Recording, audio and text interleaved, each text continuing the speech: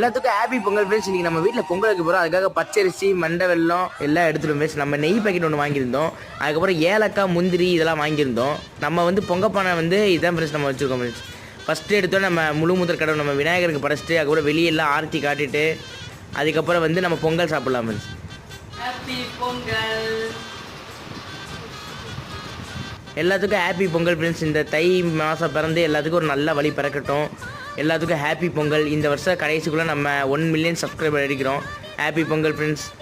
Okay friends, உங்கள் வீட்டில் Pongal experience எப்படின்னு நம்ம கமெண்டில் சொல்லுங்கள். நம்ம அம்மா பாருங்க ஃப்ரெண்ட்ஸ், சுட சுட பொங்கலை வச்சுட்டாங்க ஃப்ரெண்ட்ஸ் நமக்காக.